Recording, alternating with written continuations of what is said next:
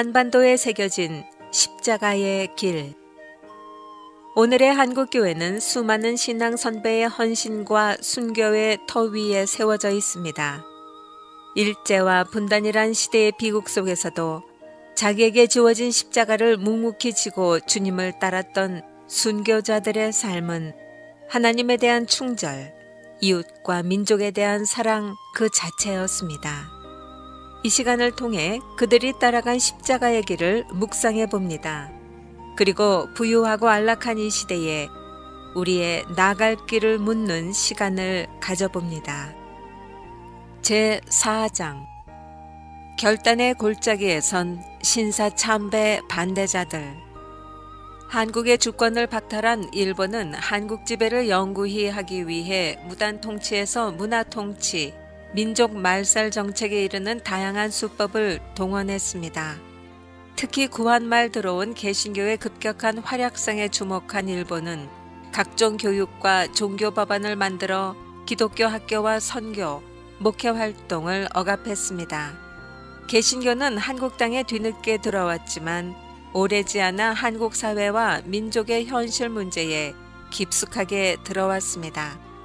여전히 적은 숫자였지만 개신교는 다양한 활동을 통해 민족의 독립과 사회적 역할에 적극 참여해 왔습니다. 1935년부터 노골화된 신사참배 문제는 한국 기독교의 마지막 악월 골짜기였습니다. 신사참배가 10계명의 제1계명을 위반하는 우상숭배가 아니며 합병된 일본 신민으로서 마땅히 행할 국가 의무라는 것이 일본의 간교한 정책의 핵심이었죠. 강요와 억압이라는 이름으로 1938년 조선 예수교 장로회도 총회 차원에서 이를 국가의식과 신민의 의무라 규정하고 신사참배에 굴복하고 말았습니다. 일제 말기 한국 개신교인들의 분포도를 볼 때 감옥에 있던 사람들은 극히 일부였습니다. 오히려 많은 사람이 하나 둘씩 신사에 절을 하고 감옥에서 나왔습니다. 5번이나 감옥에 갇힌 주기철 목사에게 가장 참기 어려웠던 것은 모두가 감옥에서 나가고 소수가 남아있었을 때 느낀 고독감이었다고 합니다. 비록 독립투사는 아니었지만 신앙에 충실한 이들의 삶과 신사참배 반대 투쟁은 외연적으로 민족 독립운동과 같은 큰 영향을 미쳤던 것이 확실합니다. 진실하고 올곧은 신앙인은 진정 민족을 사랑하는 자일 수 있기 때문입니다. 신사참배 반대의 정신적 지주 이기선. 1878년 평안북도 박천에서 태어난 이기선은 포목상을 경영하다가 1905년경 뒤늦게 예수를 믿고 1911년 신학교에 입학해서 1915년 평양신학교를 졸업하고 목사가 되었습니다. 1931년경 그가 평북 의주군 북화동 교회에서 목회를 하고 있을 때였습니다. 이기선은 의주경찰서에 일본인 서장과 특별한 교분이 있었습니다. 그래서 일본인 서장의 외아들이 병으로 죽을 고비를 당하게 되자 이기선 목사를 초대해 안수기도를 받고 병이 나은 일이 있었습니다. 이 일로 인해 이기선 목사가 의주 지역에서 집회를 하는 경우 일본인 서장이 나름 보호막이 되어주었습니다. 하지만 문제는 이기선이 다른 지역에서 집회할 때였습니다. 그래서 경찰서장이 이기선 목사에게 다른 지역에서는 좀 주의를 하라고 조심스레 말하자 그는 다음과 같이 대답했습니다. 여보시오 서장님, 나를 예수의 이름으로 천당 지옥을 팔아서 밥벌이하는 직업적 종교꾼으로 아십니까? 나는 하나님의 영광과 예수님의 구속을 전하는 목사입니다. 한국교회 교인들이 신사참배를 하다가 지옥에 가는 모습을 보면서 어떻게 침묵을 지킨다는 말입니까? 나는 하나님의 계명을 지키라고 외치지 않을 수가 없소. 1938년 일제의 신사참배 강요가 극심해지면서 제27회 장로교 총회에서 불법적으로 신사참배가 가결된 것을 끝으로 대부분의 교파가 일제의 요구에 굴복했습니다. 이기선 목사는 북하동 교회를 사면하고 무인 목사로 전국을 돌며 신사 불참배 운동을 전개했습니다. 이때 세웠던 기본 방침은 신사 참배를 강요하는 학교에 자녀를 입학시키지 말 것, 신사 참배 반대 운동을 일으켜 신사 참배에 동참하는 현실 교회를 약화, 해체시킬 것, 신사 참배에 반대하는 신도를 규합하여 가정 예배를 드리며 그것을 육성하여 교회를 신설할 것 등이었습니다. 이 방침이 전국에 있는 동지들에게 전달되자 이때부터 만주, 평안도, 경상도에서 신사 참배를 반대하는 성도들이 교회를 이탈하여 가정에서 혹은 산에서 예배를 드리는 그룹 예배가 성행하게 되었습니다. 이기선 목사는 신사 참배 반대 운동에 정신적이고 영적인 맏형 역할을 하면서 많은 이에게 깊은 영향을 주었습니다. 특히 신사 참배를 반대하다 순교한 주기철 목사와의 관계는 주목할 만합니다. 이기선 목사가 경남 김해읍 교회를 맡고 있을 때 당시 건강 문제로 연희 전문학교로 휴학하고 고향에서 요양하고 있던 주기철 목사를 중매하고 결혼 주례를 했습니다. 주기철 목사가 신사 참배 반대 운동을 한 신학적 기초도 어찌 보면 이기선 목사를 통해 만들어진 것입니다. 당시 그에게 성경을 배우고 이후 신사 참배 반대 운동에 나선 사람 가운데는 주기철 목사를 비롯해서 주남선, 최상림, 방계성, 이약신, 손양원 목사의 아내 정양순이 포함되어 있습니다. 주기철 목사의 장남 주영진 전도사도 그의 영향을 받아 순교했습니다.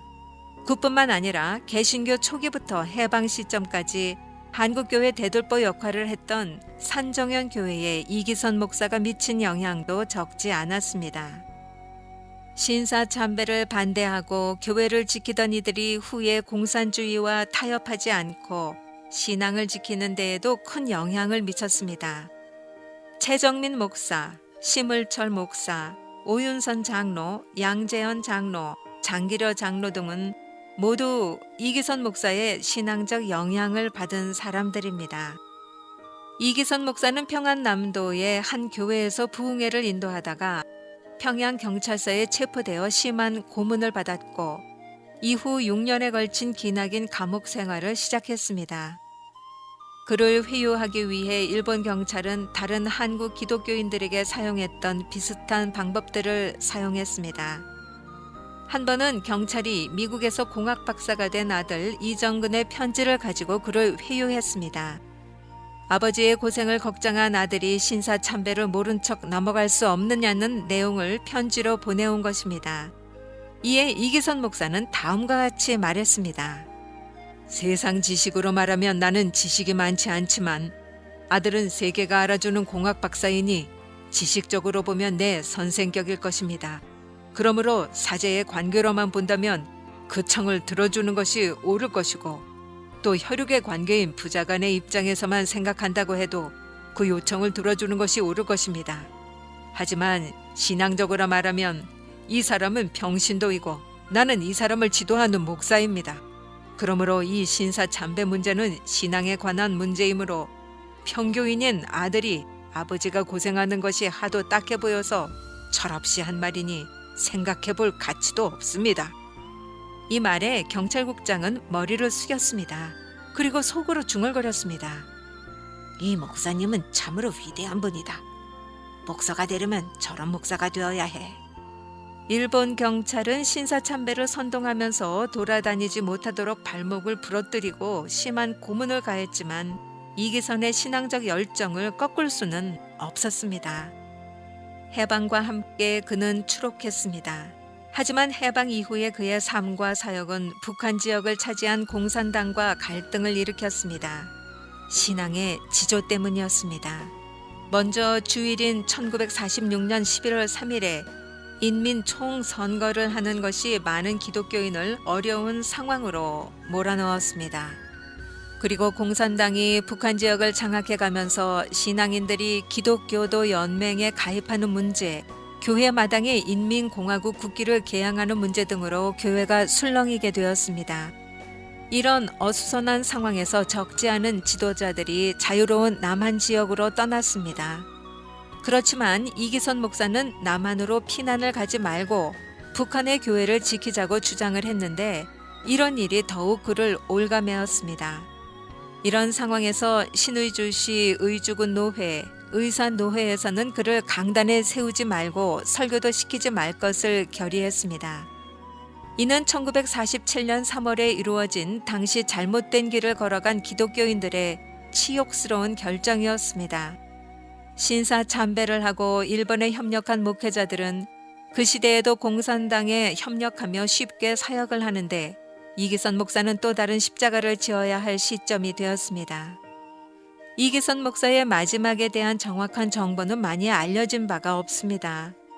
하지만 평생의 그의 발자취를 볼 때 한국 전쟁이 시작되면서 순교한 것이 아닐까 하고 조심스럽게 유추해 볼 뿐입니다.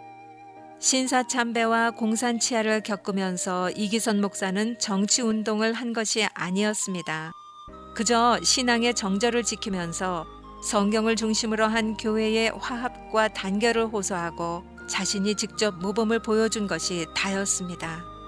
이기선 목사의 삶의 기준은 성경, 곧 하나님의 말씀이었습니다.